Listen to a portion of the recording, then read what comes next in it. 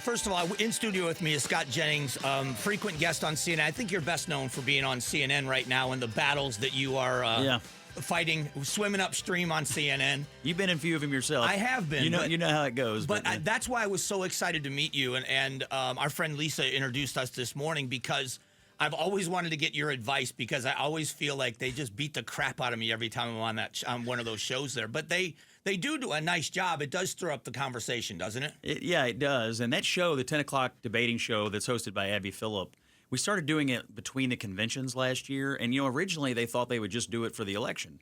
But it was so popular that they've left it on the air. It's our highest rated show. It's the best show in the demo for advertising purposes. I go all over the country and I hear two things. I love you and I love the debates, or I hate you and I love the debates. Yeah. The commonality is the debates, and there's just not that much debating content.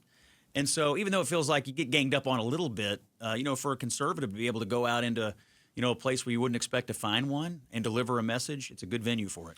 And what I also liked about that, a little behind the scenes, was the dynamic off the air. It seems like everybody gets along and they're going to stand their ground, but there isn't like you're in separate locker rooms like in an NFL game. And do you get that feeling too, for the most part? Yeah, I've been with CNN now for just over 8 years, and the camaraderie, the community inside the building is pretty good. Look, sometimes it's cast dependent. I mean, occasionally people come on and they're very emotional, or they break the number one rule of punditry, which is you can't take it personally. Right.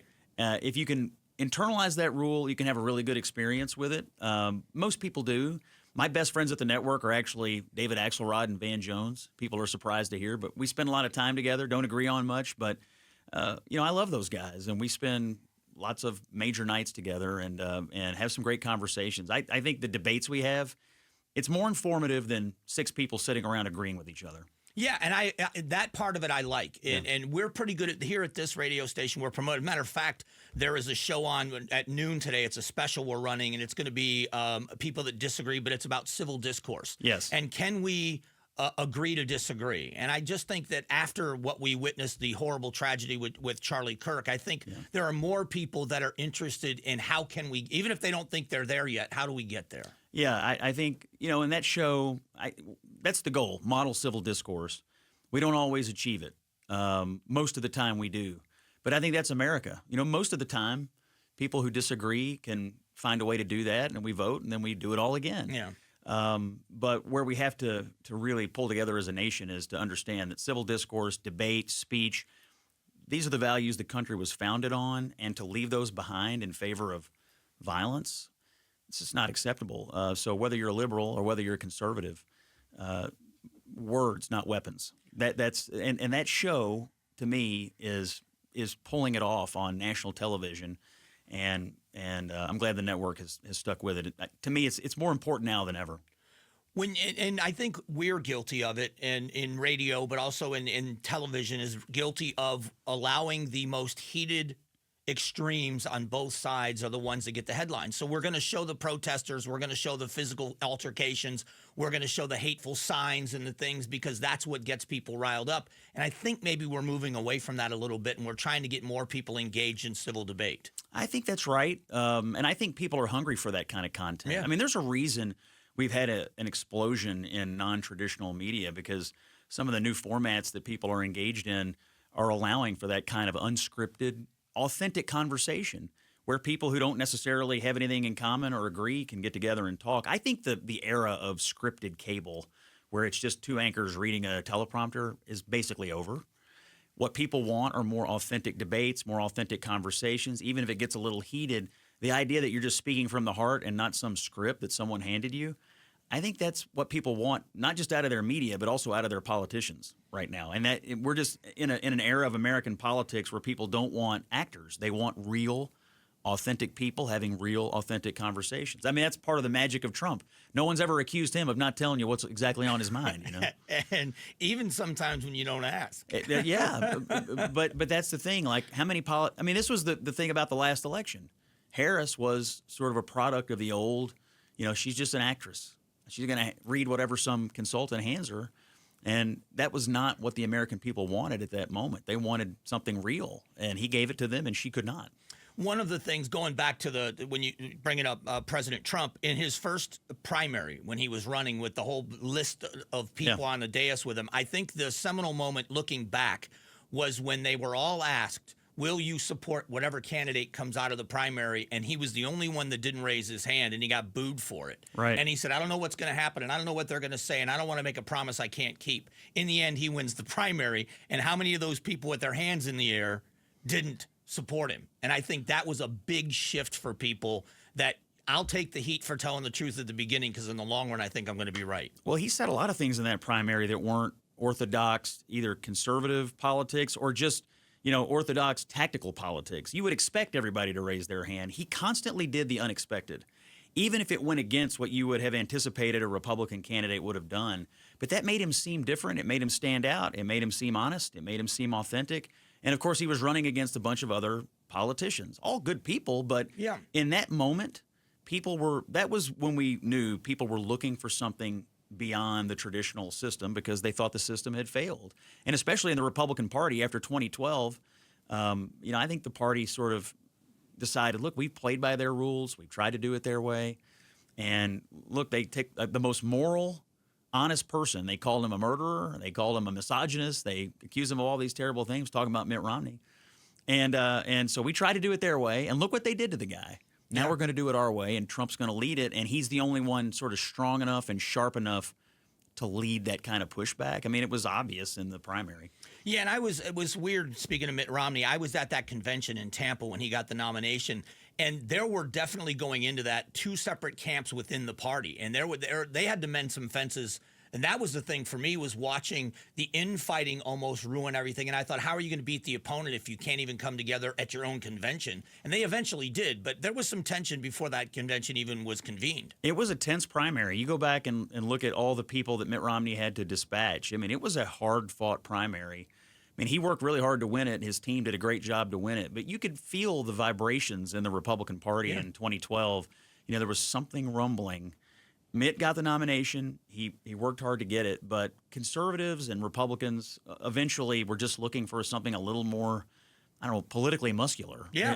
And that's what Trump ultimately gave them. And so even though Romney, I worked for him in the state of Ohio, we achieved all of our vote goals. It just wasn't enough votes. But then you look at the counties in 2016, especially in rural Ohio, Trump just blew our vote numbers out of the water because he just found another gear. He found a special connection with people who had really become disillusioned with normal politics.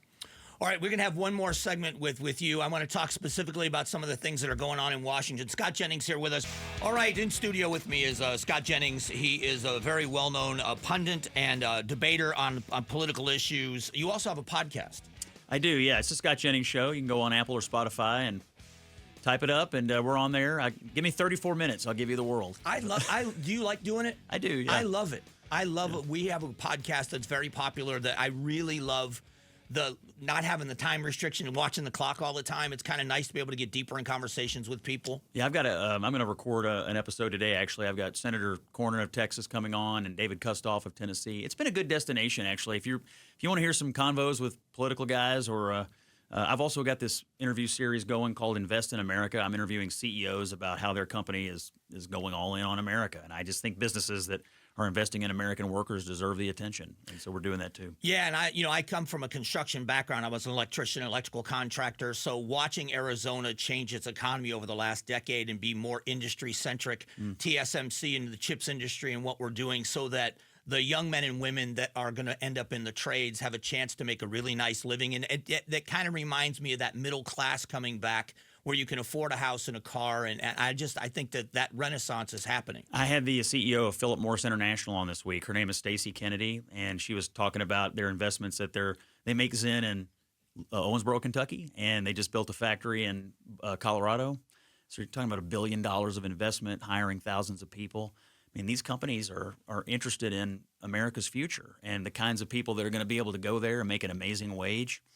I mean, these companies that buy into America, they deserve to be celebrated. We have to support them. I think brands and companies that support America, Americans ought to support them. Yeah, I agree with you. And the workforce, it was always, if you don't go to college, you don't really have a great chance at success. You become a statistic. But we are now seeing that if you're going into skill set, where even our community colleges have a 2-year program to get a certificate in whether it's coding or in the chip industry, there's really good livings to be made for people. You don't have to just have a college degree. Yeah, I mean, look, it's the dignity of work, finding what you can do, finding what you want to do, finding your place in this world.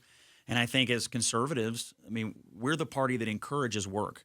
We're in what work does for your life. It's not just a job. It changes your life. Well, when you're working, and I think this is the part of the problem with the progressive left right now. Yeah. They encourage dependence. We encourage work, and that's a huge difference of opinion on mindset. Yeah, and the big difference between equal opportunity and equal outcomes. Yes. And that opportunity, if you're chasing an opportunity, sometimes it's the journey that's the best part of it. Once you get to the dream, it's the journey that people talk the most about. Yeah, you can change your life in America. I mean, that to me is still the American dream. If you want to change the trajectory of your life, this country will allow you to do it. You can find it. You can find a way. I got about a minute left. Tell us about your book that's coming out. Yeah. It's going to be a great Christmas gift for people. What's the theme of the book, and why write a book? Yep. I had an idea in February to write a book about the first 100 or so days of the president's administration. I called it A Revolution of Common Sense, How Donald Trump Stormed Washington and Fought for Western Civilization. The book is really about just how he showed up in Washington for the second term with a plan. The first time around, I'm not sure they expected to win, and I don't think the team really matched his style. This time, the team matches the leader. The leader's firmly in control. He has a plan. He knows what he wants to do, and it comes out November the 18th. You can go on Amazon or wherever and pre-order it right now, A Revolution of Common Sense. I took the title from his inaugural address. I let him, President Trump, pick the photo on the cover, and he gave me access. I interviewed him in the Oval Office, flew with him on Air Force One, interviewed the cabinet, interviewed Elon. So there'll be some good stories in there, but it's really about how Trump stormed back into Washington on the theme of common sense. Pleasure to meet you. Thanks for coming in studio. It's great to meet you. Yeah, good to meet you, and thanks for coming on CNN and fighting the good fight. Well, I'm going to be back now that you've encouraged it. I'm definitely going back, so thank you. I hope we cross paths on it one night. It'd be fun. We'll be a good tag team. It would be a lot of fun. All right, that's Scott Jennings spending a few moments with us. Coming up, we are going to talk with Congressman Juan Ciscomani. Right now, Creative Environments, Design, Pool, Spa, and Landscape. This is a great company. As a matter of fact, been in business for 75 years, the #1 design build landscape company in the state of Arizona. And what I like most about them is their attention to detail and design. Nothing is ever done from a template. So it doesn't matter